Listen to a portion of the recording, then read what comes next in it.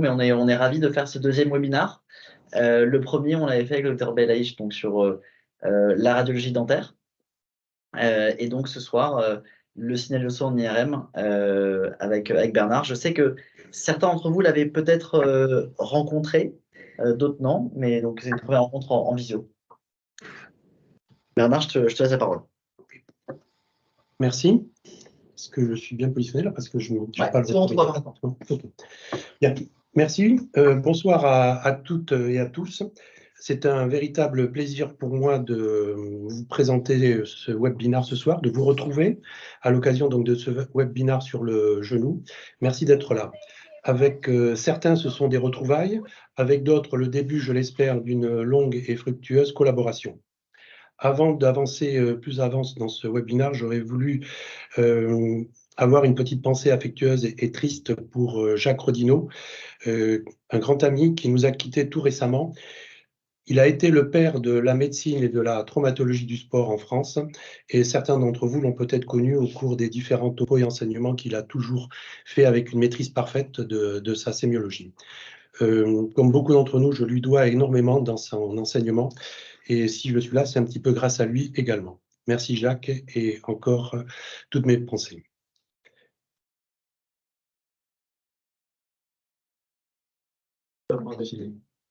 Sur la flèche du bas. Oui. C'est bon.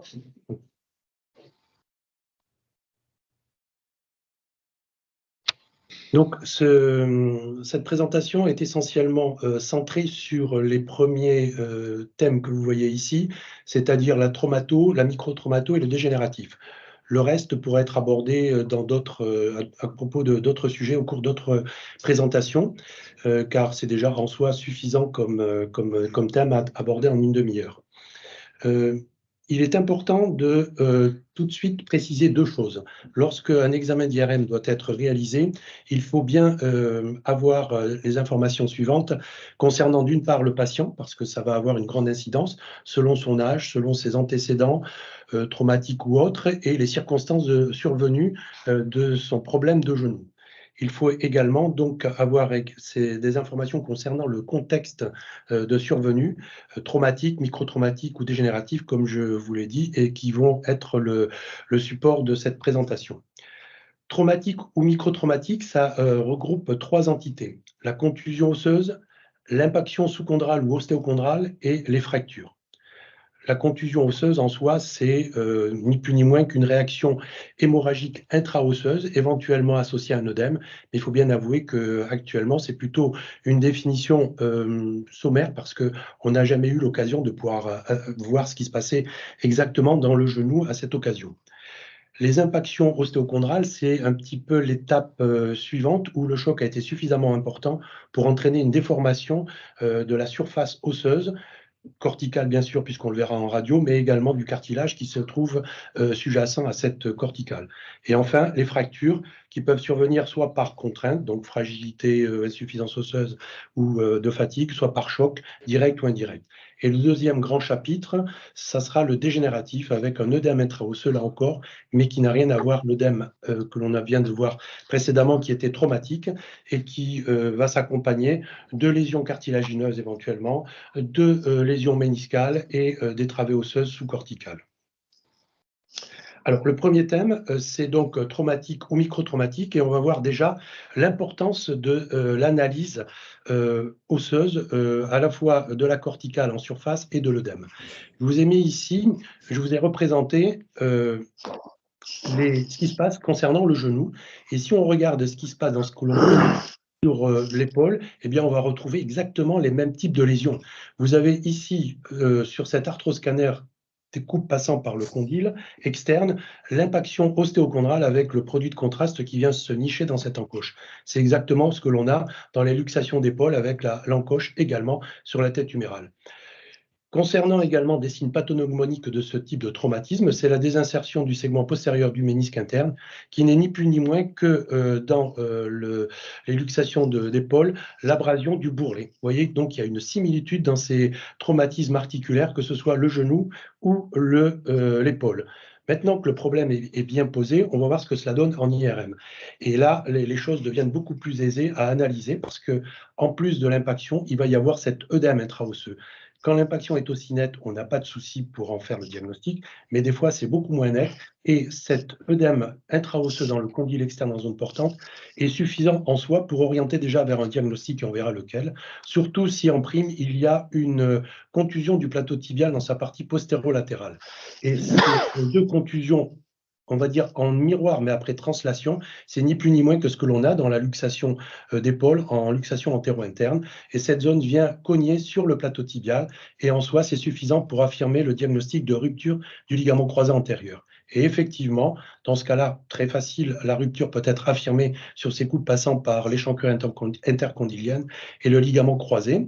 Mais il y a un autre signe pathognomonique que l'on peut également voir associé, pas forcément systématiquement, mais quand il est présent, il est lui aussi pathognomonique, c'est la désinsertion en périphérie du segment postérieur du ménisque interne. Cette désinsertion associée à cette impaction ostéochondrale permet d'affirmer le diagnostic de rupture du ligament croisé antérieur.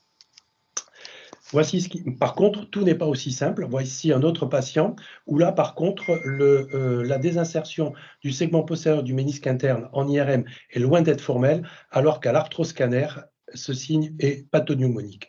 Mais du coup, ça a un intérêt parce que chez ce patient, l'arthroscanner va permettre d'affirmer, grâce à cette désinsertion du segment postérieur du ménisque interne, la rupture complète du ligament croisé antérieur. Alors, ça peut avoir un intérêt dans des contusions anciennes où l'impaction ostéochondrale est visible, mais plus l'œdème. Voici encore un autre exemple où là, le diagnostic de rupture du croisé antérieur n'est pas aussi aisé sur cette image d'arthroscanner, mais en soi, la désinsertion du segment postérieur du ménisque interne est suffisante pour affirmer ce diagnostic. Petit écart à partir de cette contusion ostéochondrale du condyle externe. Il faut savoir la différencier d'une part de l'encoche physiologique sur le condyle externe, mais cette encoche physiologique en IRM ne se traduit absolument pas par un œdème intraosseux, donc par un hypersignal, première chose. Et deuxièmement, il faut savoir la différencier dès la radiographie standard avec la fracture de second. La fracture de second a été démontrée et mise en évidence par le docteur Second en 1879 et c'était un arrachement osseux en regard du plateau tibial externe mais non intra-articulaire et correspondant à l'insertion d'un tout petit ligament qu'on oublie souvent de regarder, qui est le ligament antérolatéral et qui n'a rien à voir avec le ligament latéral externe. Et cette fracture de second est en soi suffisante pour orienter dans 75% des cas vers une rupture du ligament croisé antérieur et dans près de 70% des cas d'une lésion du ménisque interne. Et on retrouve tout simplement ce qu'on a vu tout à l'heure avec la désinsertion du segment postérieur du ménisque interne. Cette fracture de second survient sur des genoux en X, pardon, sur des genoux comment dirais-je, sur des jambes arquées et lors d'un mécanisme traumatique en VRI, c'est-à-dire en valgus rotation interne.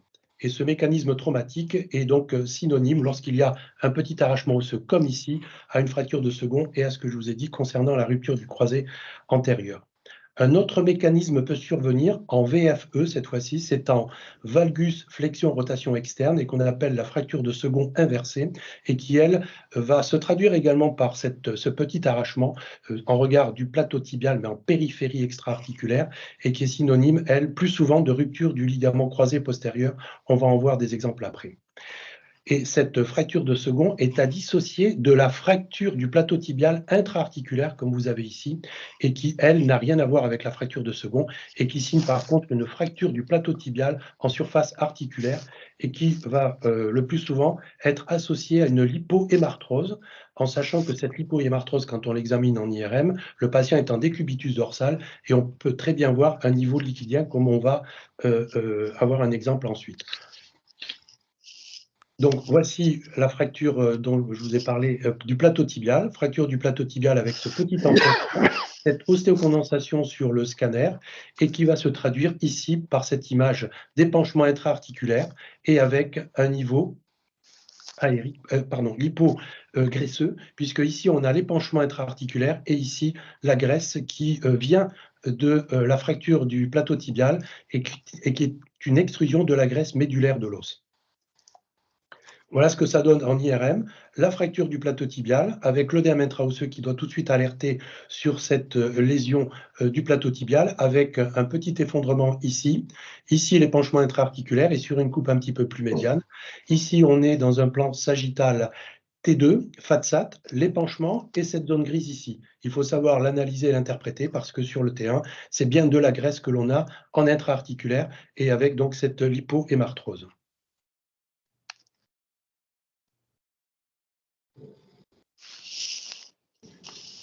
Voici toujours le même patient, en coupe axiale, c'est encore plus démonstratif, avec l'épanchement intra-articulaire, l'épanchement graisseux qui surnage, un petit peu comme la vinaigrette dans une bouteille, avec l'huile qui est au-dessus et le vinaigre qui est en dessous. Et on a cette image tout à fait significative et spécifique d'une fracture osseuse. Quand on a cette lipohémarthrose, c'est qu'il y a de la graisse qui est venue de l'os, qui est venue de quelque part, et il faut la rechercher, cette fracture, et elle signe la fracture d'une des surfaces articulaires du genou.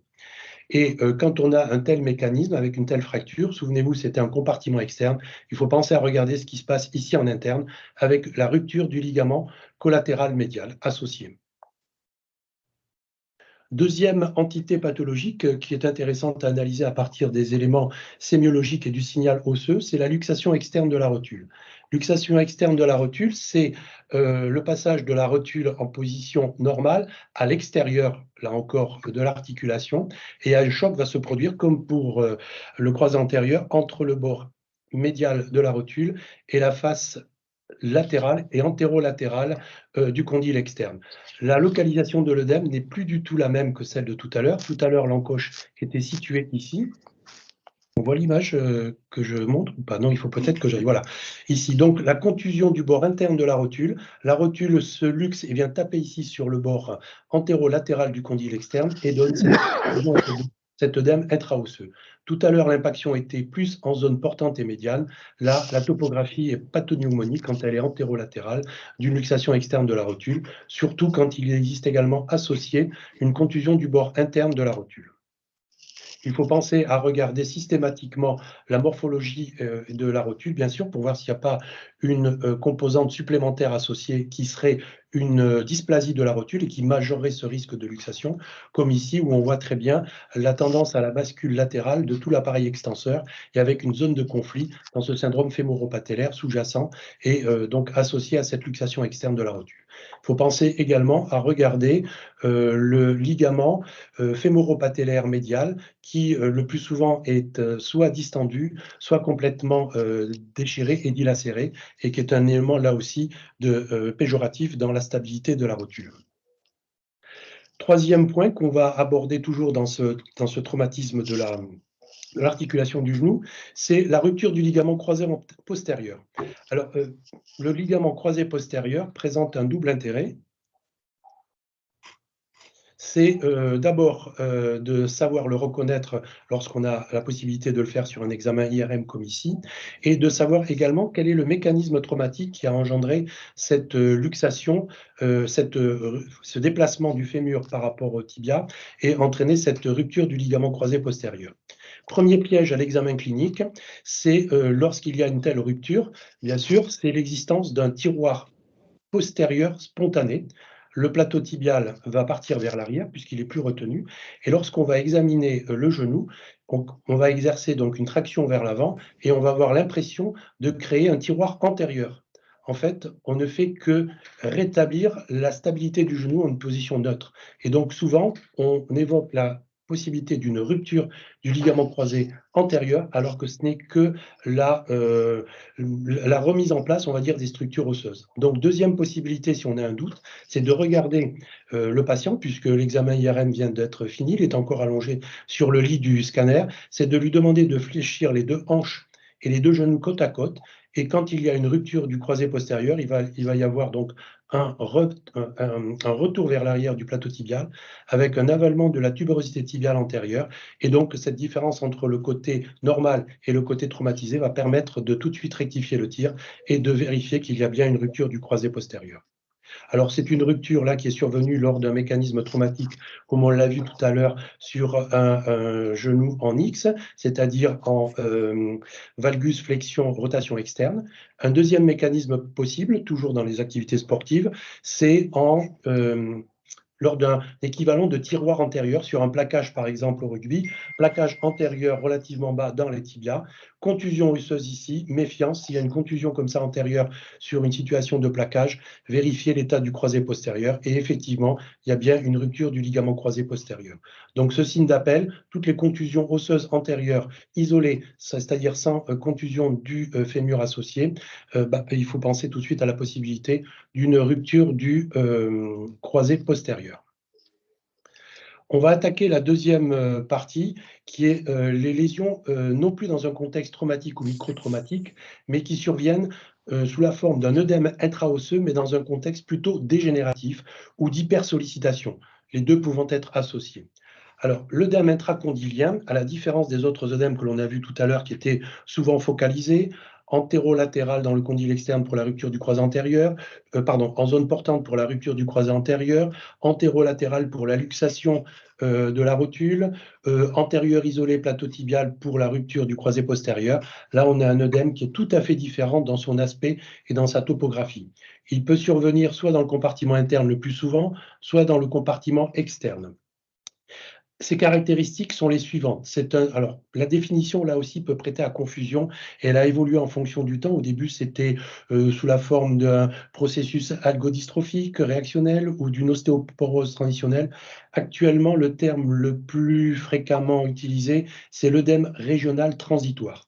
Là encore, je pense que ce terme est insuffisant parce qu'il ne traduit pas l'état dans lequel le patient vient et c'est souvent parce qu'il a une douleur. Et cette douleur devrait être associée justement à la terminologie et adaptée un petit peu en parlant d'œdème extensif.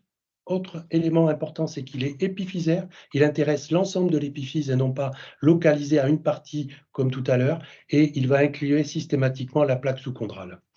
On verra ensuite qu'il existe d'autres entités pathologiques et qui peuvent découler de la première si le diagnostic n'a pas été suffisant.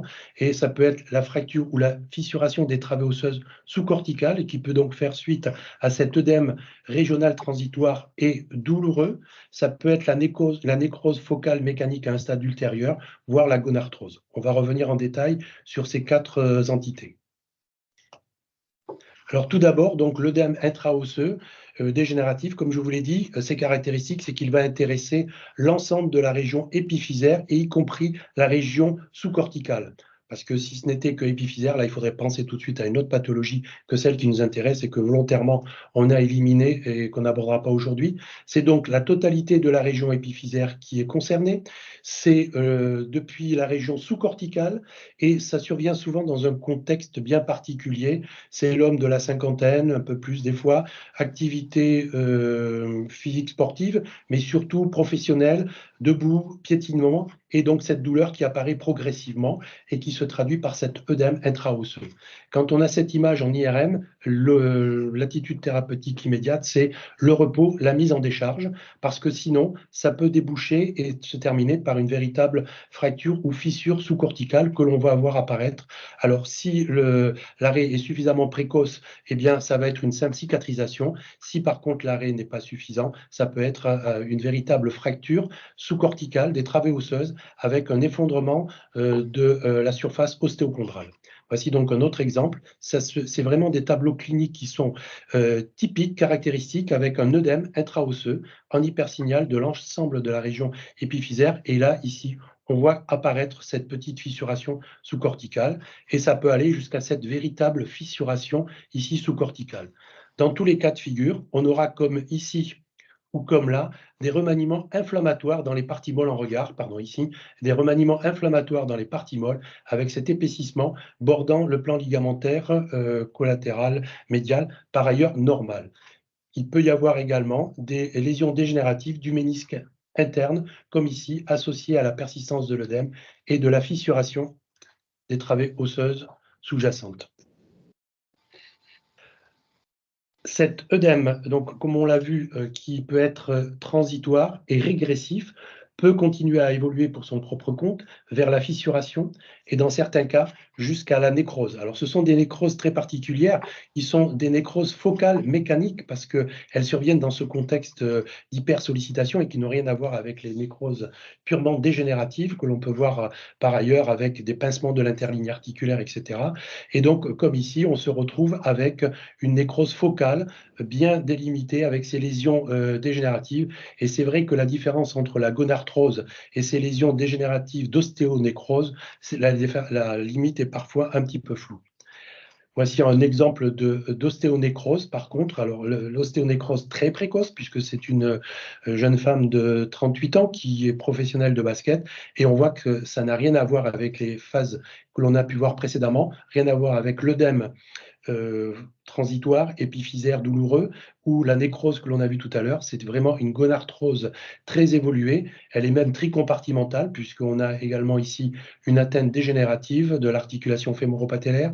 On a une atteinte dégénérative du compartiment fémoro-tibial externe et également du compartiment articulaire fémoro-tibial interne, avec pincement de l'interligne articulaire. Et cet œdème intraosseux dégénératif, dans un contexte de gonarthrose, n'a rien à voir là chez ce sujet âgé où l'arthrose se traduit par un véritable pincement de l'interligne articulaire. C'est carrément un compte-rendu type que l'on peut faire quand on a ce type d'image où il y a un pincement de l'interligne articulaire consécutif à l'abrasion du cartilage en surface sur les deux surfaces articulaires, avec un œdème intraosseux qui reste là focalisé à la région sous-corticale, éventuellement en miroir ici, et avec une extrusion du ménisque interne qui apparaît court. C'est souvent le segment moyen qui est refoulé et qui repousse un petit peu le plan ligamentaire collatéral médial. Voilà ce que je voulais vous dire. J'espère que je n'ai pas été trop long sur l'importance de ces lésions osseuses, intra-osseuses, qui sont, à mon avis, l'un des premiers signes d'appel que l'on va avoir en IRM. C'est le premier signe qui va apparaître comme une lampe un petit peu qui va s'éclairer. Et à partir de cette œdème intraosseux, selon, comme je vous l'ai dit, le contexte clinique, le mécanisme lésionnel, ça va nous donner tout de suite des éléments d'orientation vers ce que l'on doit rechercher comme lésion anatomique, que ce soit dans un contexte traumatique ou microtraumatique. On a vu la signification quasiment pathognomonique dans les ruptures du ligament croisé antérieur, associée à une désinsertion du segment postérieur du ménisque interne, dans la luxation de la rotule et dans la rupture du ligament croisé postérieur. Fracture de second, méfiance, et savoir la différencier d'une véritable fracture intra-articulaire, surtout du plateau tibial, et avec cette notion de lipohémarthrose. Deuxième grande entité, c'est l'œdème intraosseux, épiphysaire global, avec donc cet œdème qui, s'il est diagnostiqué suffisamment précoce, va être réversible et restitution ad integrum. Sinon, ça va être l'évolution vers la fissuration et voire même l'effondrement de la plaque sous-chondrale, et à différencier de la gonarthrose et de la véritable gonarthrose, de la gonarthrose dégénérative, voire de la nécrose. Je vous remercie pour votre attention.